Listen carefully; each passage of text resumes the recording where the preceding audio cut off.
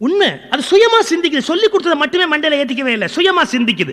இப்ப இன்னைக்கு இந்த கருத்தரங்க வச்சாங்கன்னா எல்லாத்தையும் அப்படியே பேக் பண்ணி கையில பேக்கெட்டா கொடுத்துட்டு போக முடியாதுங்க. பாலகுமாரன் சொன்னது எந்த புத்தகத்திலே படிச்சதா? சிவசங்கரி மேடம் சொன்னது எந்த புத்தகத்திலே படிச்சதா? இல்ல, அவர்களுடைய 60 ஆண்டு கால வாழ்க்கையின் அனுபவங்களை அவங்க சொல்றாங்க. 52 ஆண்டு கால வாழ்க்கையின் அனுபவங்களை தான் படிச்சது சொல்றார்.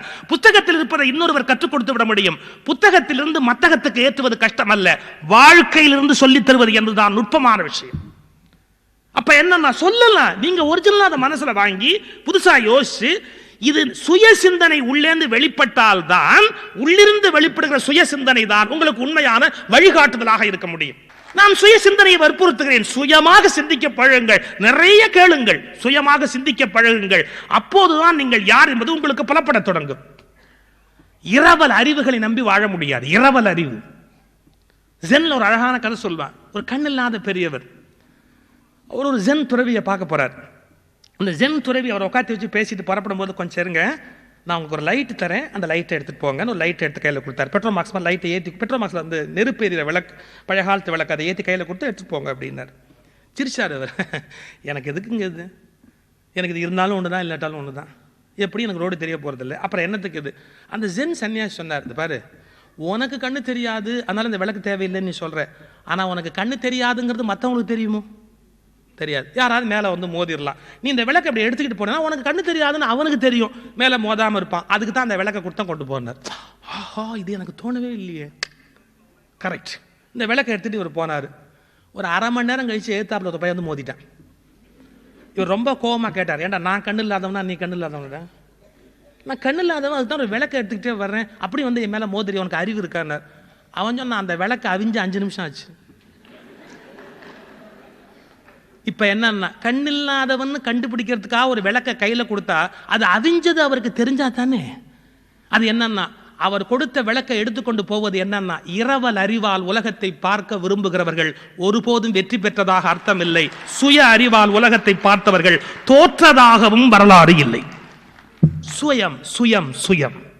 உள்ளிருந்து ஒரு விளக்கு இருக்கிறது, உள்ளிருந்து ஒரு தீபம் இருக்கிறது, உள்ளிருக்கிற அந்த அக்னி குஞ்சு, அந்த அக்னி ஞானக்கனல் உள்ளிருந்து வருகிறது. அந்த ஞானக்கனலை மூட்டிக்கொண்டு விட்டால் வாழ்க்கை இனிமையுடையதாக இருக்கும். இன்னும் ஒரு கோணத்தில் அந்த உன்னை அறிந்தால்ங்கிற கான்செப்டை சொல்லிட்டு முடிச்சிடறேன். இன்னொரு கோணம் என்னன்னா, ஐ பிளே அ டிஃபரெண்ட் ரோல்னு சொன்னா, விதவிதமான ரோல் பிளே பண்ண வேண்டியிருக்கு அப்படின்னு. அப்ப எந்த ரோல் நான் பிளே பண்றேன், அதில் நான் எப்படி நடந்துக்கணும் அப்படிங்கிறத புரிந்து கொண்டு விட்டால் வாழ்க்கை முழுக்க அங்கங்க அங்கங்க அங்கங்க நிறைவா இருக்கும்.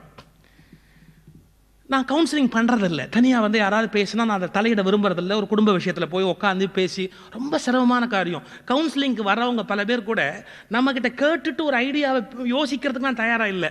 அவங்க விஷயத்துக்கு நம்ம என்டார்ஸ்மெண்ட் வாங்கத்தான் வந்திருக்காங்க. ஹஸ்பண்ட் ஒய்ஃப் வந்தா, என் ஒய்ஃப் மக்கு, அதை நான் சொல்லிக்கிட்டு இருக்கிறேன், அதை நீங்கள் சொல்லுங்க, இதுக்கு என் வேலையாது. ஒய்ஃப் என்ன சொல்லுவா தெரியுமா, இந்த ஆள் ஒரு சிடுமுஞ்சி, எவ்வளோ சொன்னாலும் இவருக்கு வந்து சுறுசுறு கோவம் தான் வருமே ஓடிய, நிதானமாக அவனை சொல்கிறதுக்கே தெரியாது, அதை நானும் 50 வருஷமாக சொல்லி பார்த்து அழுத்து போயிட்டேன், நீங்கள் கொஞ்சம் சொல்லுங்க. இது என் வேலையா?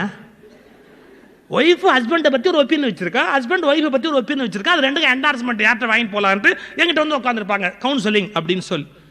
ஆனால் நான் ஜென்ரலாக சொல்கிறேன், பொதுவாக தனிப்பட்ட முறையில் யார்ட்டையும் போகாமல், ஹஸ்பண்ட் ஒய்ஃப் சண்டை ஒரு குடும்பத்தில் ஏன் வருது, கணவன் மனைவிக்குள்ள கருத்து வேறுபாடு அல்லது இல்லத்தில் தகராறு பிரச்சனை எல்லாம் ஏன் வருது அப்படின்னா, ஒரு அடிப்படை உண்மையை இன்னும் பல பேர் குடும்பத்தில் புரிஞ்சுக்கல. இப்போ நான் வந்து ஒரு ஃபாதர் அப்படின்னு ஒரு ரோலை நான் ப்ளே பண்ண ஆரம்பிக்கிறேன், வீட்டில் அப்பா அப்படின்ற ரோலை ப்ளே பண்ண ஆரம்பிச்சாச்சுன்னா என்டையர் நான் டிஃப்ரெண்ட் பர்சனாக இருக்க வேண்டியிருக்கு. ஹஸ்பண்ட் அப்படி ஒரு ரோல் நான் பெர்ஃபார்ம் பண்ணுற போது என்னுடைய ஆக்டிவிட்டீஸ், என்னுடைய அப்ரோச், என்னுடைய திங்கிங், என்னுடைய லைஃப் ஸ்டைல், என்னுடைய பார்வை எல்லாம் மாற வேண்டியிருக்கு. நான் சன், என்னுடைய அப்பாவுக்கு நான் மகன் வரும்போது நான் என்னுடைய என்டையர் ஸ்டைல் எல்லாத்தையும் நான் மாற்ற வேண்டியிருக்கு இல்லையா? We play different roles. விதவிதமான பாவங்களை, விதவிதமான வேலைகளை நம்ம செய்கிறோம், விதவிதமான வேஷங்கள் போடுறோம். அந்த வேஷங்கள் எல்லாம் உண்மையான வேஷங்கள், அதான் வித்தியாசம். இல்லறத்துல கணவன் மனைவி தகராறு, கணவன் மனைவி தகராறு, கணவன் மனைவி தகராறுங்கிறாங்களே, ஒரு விஷயத்தை புரிந்து கொண்டு விட்டா இல்லற சண்டையே வர முடியாதுங்க. என்ன ஒரு கணவன் என்ன நினைக்கிறான் தெரியுமா, என் மனைவி எனக்கு என்னென்ன உதவ முடியும்னு லிஸ்ட் வச்சிருக்கான். ஒரு மனைவி என்ன எதிர்பார்க்கறா தெரியுமா, இந்த கணவர் எனக்கு என்னென்ன உதவ முடியும்னு ஒரு லிஸ்ட் வச்சிருக்கா. இந்த மாதிரி லிஸ்ட் வச்சிருக்கவங்க கல்யாணம் பண்ணிக்காதீங்க. இந்த லிஸ்ட் வச்சிருக்கவங்க கல்யாணம் பண்ணிக்காதீங்க. ஏன்? உங்களுக்கு இன்னொருத்தர் உதவுறதுக்கு கல்யாணம் அல்ல, இன்னொருத்தருக்கு நீங்க உதவுறதுக்கு தான் கல்யாணம். நான் அவளுக்கு என்ன பண்ண முடியும், நான் உனக்கு எப்படிலாம் ஹெல்ப்ஃபுல்லா இருக்க முடியும், இதை கணவன் யோசிக்கணும். உனக்கு நான் எப்படி எல்லாம் ஹெல்ப்ஃபுல்லா இருக்க முடியும், இதை மனைவி யோசிக்கணும். இன்னைக்கு சொல்றேன், எனக்கு இவ இதெல்லாம் பண்ணினா என்ன நினைக்கிற கணவனுக்கும் எனக்கு இவர் இதெல்லாம் பண்ணினா என்ன நினைக்கிற மனைவிக்கு தான் தகராறு இருக்குமே ஒழிய, இவளுக்கு நான் என்ன உதவலாம் அப்படிங்கிற கணவனுக்கும் இவருக்கு நான் என்ன உதவலாம்ங்கிற மனைவிக்கு நடுவுல சண்டை வந்ததா வரலாறே கிடையாது, வரவே முடியாது. அப்ப என்னன்னா அந்த இல்லறத்துல உன்னை அறியணும், உன்னுடைய ரோல் என்ன, நீ என்ன பெர்ஃபார்ம் பண்ணனும் புரிஞ்சுக்கணும். நான் அவளுக்கு நன்மை செய்ய வேணும், அவள் எனக்கு நன்மை செய்ய வேணும், இதான் சீக்ரெட், இல்லறத்துடைய சீக்ரெட். அதை விட்டு அவ எனக்கு இந்த உதவி பண்ணினா என்ன, அவன் நினைக்கிறா இவர் நமக்கு இந்த உதவி பண்ணா என்ன, அந்த திருப்தி எதிர்த்தரப்பை திருப்தி செய்தல் என்பதுதான் இல்லறத்துடைய சீக்ரெட். அதை கணவன் முதல்ல புரிஞ்சுக்கணும். ஒரு அப்பா அந்த ரோல் நம்ம பிளே பண்ற போது நடந்து கொள்ள வேண்டிய முறையே வேற. குழந்தைகள்கிட்ட நடிக்கணும், கோவப்படுற மாதிரி நடிக்கணும். கண்டிப்பாக குழந்தைகளை நம்மளால கோச்சிக்க முடியாது, ஆனால் கோவப்படுற மாதிரி நடிக்கணும். அந்த குழந்தைகள் நம்ம முன்மாதிரியாக இருக்கணும். அதே மாதிரி நம்ம அப்பாட்ட நம்ம இருக்க வேண்டிய முறை வேறையா இருக்கு. ஒரு இல்லற சராசரி லைஃப், ஆனால் அதில் கூட நம்ம பெர்ஃபார்ம் பண்ண வேண்டிய விஷயங்கள் வெவ்வேறு இருக்கு. நான் இதை தான் இல்லறத்தில் சொன்னேன், குடும்பத்தில் சொன்னேன். எந்த தொழிலுக்கு வேணா வாங்க, டீச்சர், குரு, ஒரு வாத்தியார், ரோல் ஆஃப் த குரு. ஒரு குருவனுடைய ரோல் என்ன? மாதா பிதா குரு தெய்வம் தான். மாதா பிதா குரு தெய்வம். ஆக்சுவலா குருங்கிற வாத்தியார் என்ன நினைக்கிறாரு, எங்க ஊர்ல 10 to 5 பாடம் நடத்தணும்னா 10 to 5 பாடம் நடத்தியாச்சு, the role of the guru finished. Very sorry, 10 to 5 பாடம் நடத்துறது குருவோட ரோல் அல்ல. பின்ன என்னன்னா, அவன் அறிவு பெறுகிற வரையில் பாடம் நடத்துவதுதான் குருவினுடைய ரோல். அவன் அறிவு பெறுகிற வரையில் பாடம் நடத்துவதுதான் குருவினுடைய ரோல். அப்படி எத்தனை ஆசிரியர் வேலை பார்க்க முடியும்? இப்போ உன்னை அறிதல் நான் வேற அர்த்தம் சொல்றேன். என்னன்னா, நான் பள்ளிக்கூடத்து வாத்தியார் சார், 10 to 5 பாடம் நடத்தணும், வாத்தியார் பள்ளிக்கூடத்துக்கு போட்டிருக்கிறேன், நான் நடத்துறேன்னா நீ வாத்தியார் என்னுடைய வேலை இதுன்னு அறிஞ்சிட்டதா அர்த்தமே இல்லை. நீ குருவோட ரோல் என்னன்னு அறிஞ்சுக்கணும். என்னன்னா, ஒரு மக்கு பைய பாஸ் ஆகி போற வரைக்கும் பாடம் நடத்த வேண்டிய வேலை என்னோடதுங்கிறத வாத்தியார் புரிஞ்சுக்கணும். எத்தனை வாத்தியார் அந்த லெவலுக்கு தானே புரிஞ்சுக்கிட்டாரு? இப்ப பாருங்க, 10 to 5 பாடம் நடத்தி சம்பளம் வாங்குற வாத்தியார்னு யார் அறிந்தார்களோ அவர்களுக்கு சம்பளம் மட்டுமே கிடைக்கும். அவனை அறிவாளி ஆக்காமல் ஓய்வதில்லை என்று குருவின் ஸ்தானத்தை யார் அறிந்தார்களோ அவர்களுக்கு சம்பளத்தை தவிரவும் மரியாதை, வணக்கம், என்றைக்கும் தெய்வ அந்தஸ்து, இவை அனைத்தும் சேர்த்து கிடைக்கும். அப்போ நீங்க எந்த லெவலுக்கு உங்களை உலகத்துக்கு தர்றீங்களோ, உன்னை அறிதல்ல தருகிறீர்களோ, அந்த அளவுக்கு தான் உங்களுக்கு உலகம் திருப்பி செய்ய முடியும். இது நான் ஒரு சின்ன எக்ஸாம்பிள் சொல்லி முடிச்சிடுறேன். குரு பாடம் நடத்திக்கிட்டு இருந்தார், 10 பசங்களை வச்சு. ஒரு பையன் திருடிட்டான், ஒரு மடாலயம், அதுக்குள்ள பாடம் சொல்லி கொடுக்காரு. குரு ஒரு பையன் திருடிட்டான், எல்லா பையனும் பிடிச்சிட்டான், கையோட கொண்டாந்து வாத்தியார் நிறுத்தினான். இவன் திருடிட்டான், அந்த பையன், திருட்டு பையன், இனிமேல் இந்த மடாலயத்தில் இருக்கக்கூடாது, இவனை வெளியே அனுப்புங்க அப்படின்னு. குரு சொன்னார், அவனுக்கு தெரியலடா, அவனை பாவம் விட்டுடுங்க, திருட மாட்டான், இனிமேல் அவன் திருட மாட்டான், நீ ஒன்றும் கவலைப்படாதா ராஜா, இனிமேல் நீ திருடாத, உனக்கு ஏதாவது வேணும்னா என்கிட்ட கேட்கணும், இன்னொருத்தர் பொருளை எடுக்கக்கூடாது, தப்புன்னு உனக்கு தெரியலையா, எல்லாம் அறிவுரையும் சொன்னார். பரவாயில்ல, எல்லாம் சேர்ந்து போய் விளையாடுங்க, இனிமேல் அவன் திருட மாட்டான்ட்டார். முடிஞ்சு போச்சு. ஒரு 3 மாதம் கழிச்சு மறுபடியும் அந்த பையன் திருடிட்டான், பசங்கள்லாம் கையோட பிடிச்சிட்டான், திரும்பி கொண்டாந்து வாத்தியார் நிறுத்தினான். நிறுத்திட்டு சொன்னான், இந்த பையன் மறுபடியும் திருடுனா நாங்கள் பிடிச்சிட்டோம், அதனால் இவனை பள்ளிக்கூடத்தை விட்டு வெளியே அனுப்புங்க, நம்ம மடாலயத்தை விட்டு வெளியே அனுப்புங்க. வாத்தியார் சொன்னார், அனுப்ப முடியாது. 9 பையனை ஒன்றா சேர்ந்து சொன்னான், இப்போ நீங்கள் அவனை அனுப்பலைன்னா இந்த திருட்டு பையனோட நாங்கள் இருக்க மாட்டோம், நாங்கள் 9 பேர் வெளியில் போயிடுவோம். வாத்தியார் சொன்னார், போகலாம், நீங்கள் 9 பேர் வெளியில் போகலாம், அவனை அனுப்ப மாட்டேன். அவன் கேட்டான், திருட்டு பையில வச்சுக்கிறேங்கிற மடத்தில் ஸ்டூடெண்ட்டா, நாங்கள் இவ்வளோ நல்லவங்க, எங்களை வெளியே போன்னு சொல்றியே. குரு சொன்னார், ஒரு குருவோட வேலை என்ன தெரியுமா?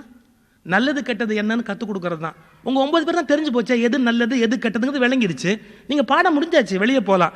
அவனுக்கு இன்னும் பாடம் முடியல, ஏன்னா எது நல்லது கெட்டதுங்கிறது அவனுக்கு இன்னும் புரியல. இன்னும் சரியாக சொல்கிறான் தான், அவனுக்கு புரியும்படியாக சொல்ல எனக்கு தெரியல. நான் போன தடவை சொன்னது ஃபெயிலியரா போச்சுன்னு சொன்னா அவன் மட்டும் தோத்து போல, சரியா சொல்லலேன்னு நானும் தோத்து போயிருக்கிறேன். அதனால அவன் தான் எனக்கு உரைக்கல். என்னைக்கு அவன் புரிஞ்சுக்கிறானோ அன்னைக்கு தான் நான் சரியான வாத்தியார். இந்த மாதிரி லைஃப்ல ஒன்னொன்னு நம்ம உணர ஆரம்பிச்சோன்னு வச்சுங்க, நம்ம இருக்கிற இடமே வேற, இருக்கிற தளமே வேற. இப்போ என்னுடைய வேலை ஸ்பீக்கர், ஒரு பிளாட்ஃபார்ம் ஸ்பீக்கர் அப்படின்னா, இன்னைக்கு சொல்றேன், 5 ஜோக் இருந்தா போறோம், ஆயுள் முழுக்க ஒருத்த பேச்சாளராக இருக்கலாம். ஏன்னா ஊர் மாதிரி ஊர் பேசிக்கிட்டே இருக்க வேண்டியது தானே. 5 ஜோக்கு பேசிக்கிட்டே எல்லா ஊர்ல கை தட்டிக்கிட்டே இருப்பாங்க, வாழ்நாள் முழுக்க பேசிக்கிட்டே இருக்கலாம். ஆனா நான் என்னுடைய ரோலை நான் புரிஞ்சுக்கணும். என்னன்னா, இது டேப் ஆகி போயிட்டா நம்ம கதை அது என்ன ஆறுது? அந்த ஊர்ல இருந்து ஒருத்தர் இங்க வந்து கேட்டுட்டு அந்த ஊர்ல போய் உட்கார்ந்தா என்ன ஆறுது? இது சாதாரண ப்ரொஃபஷன். அடுத்தது ஒரு 2 மணி நேரத்தை அவங்களுடைய பொன்னான நேரத்தை விட்டுட்டு இங்க வந்து உட்கார்ந்து இருக்கிறாங்களே, அந்த 2 மணி நேரத்தில் அவர்கள் பெறுவதை மட்டுமே நான் தருவேன் என்று சொன்னால் நான் சாதாரண சொற்பொழிவாளன். 2 மணி நேரத்தில் அவர்கள் பெற முடியாதவற்றை எல்லாம் தருவேன் என்று சொன்னால் நான் மிக உயர்ந்த நிலைக்கு என்னை உயர்த்திக் கொள்ளுகிறேன் என்று பொருள்.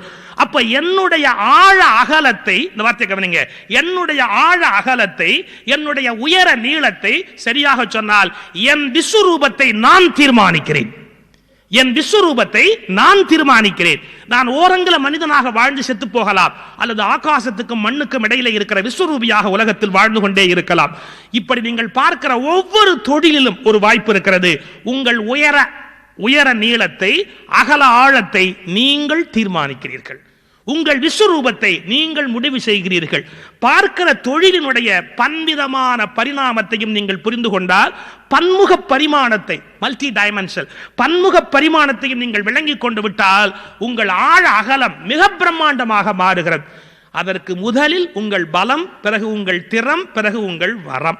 இவற்றை நன்கு புரிந்து கொண்டு செய்யும் தொழிலை தெய்வம் என்று பாரதி சொன்னாரே, அப்படி நேசித்து செய்ய பழகினால், காதலித்து நம்முடைய தொழிலை செய்வதற்கு நாம் பழகினால், நம்முடைய உயரம் என்ன, நம்முடைய அகலம் என்ன, நம்முடைய ஆழம் என்ன என்று நம்முடைய விஸ்வரூபத்தை நாமே பெரிதாக்கி கொண்டு போனால், உன்னை அறிதலாகிய நிகழ்வு, நான் வெறும் மனிதன் அல்ல, சிற்றல்லை அல்ல, நான் இறைநிலையை என்னுள் கொண்டு வந்து உலகத்துக்கு பெரும் சேவை செய்ய முடியும் என்ற உணர்வை புரிந்து கொண்டு விட்டால், தொகுத்து சொன்னால், நான் கடலின் ஓர் அலை என்று எண்ணுகிற வரையில் நான் மரணம் அடைகிறேன்.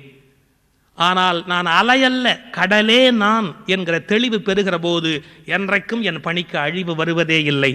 அலை என்ற எண்ணத்தோடு இருக்கிறவர்கள் மிகச் சிறிதாக மடிந்து போகிறார்கள். கடல் என்பதை உணர்ந்து கொள்ளுகிறவர்கள் தங்களை எப்போதும் அழிவற்ற ஒரு பெரிய நன்மையை நோக்கி இட்டுச் செல்கிறார்கள். எனவே அலைகளாக வீழ்ந்து விடாதீர்கள், கடலாக வாழ்வதற்கு பழகுங்கள். நீங்கள் அலைகள் என்று எண்ண வேண்டாம், கடல் என்று உணர பழகினால் அந்த தன்மையில் உன்னை அறிந்தால் ஒரு உயர்வு தோன்றக்கூடும் என்பதை நான் சொல்லி இருக்கிறேன். மன்னிக்கவும், இதுவும் இரவல் அறிவுதான். உங்கள் சுயம் என்ன சொல்லுகிறதோ அதன்படி நீங்கள் ஜோதியாக மாறலாம். வணக்கம்.